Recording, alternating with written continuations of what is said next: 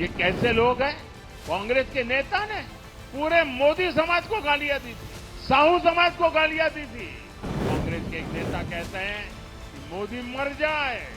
अब बताइए, माला जप रहे गरीब सेवा के मोदी के इन प्रयासों पर कांग्रेस वाले कहते हैं मोदी का सिर फोड़ देंगे।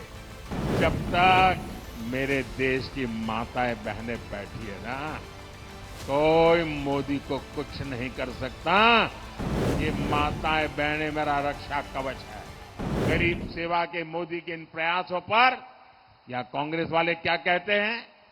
या कांग्रेस वाले कहते हैं मोदी का सिर फोड़ देंगे।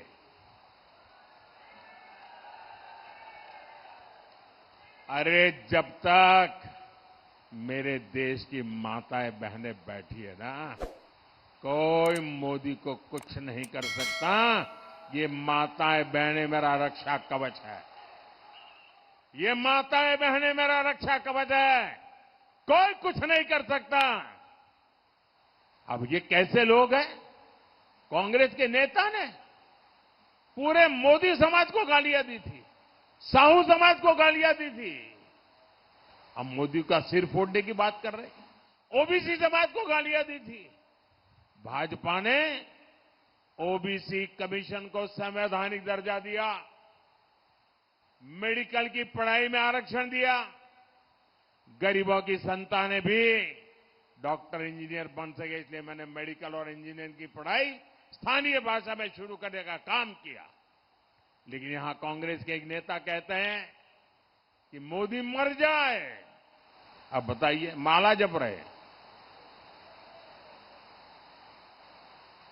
अरे जहां 140 करोड़ देशवासियों का आशीर्वाद होता है ना, वहां मौत को भी लंबे समय तक इंतजार करना पड़ता है।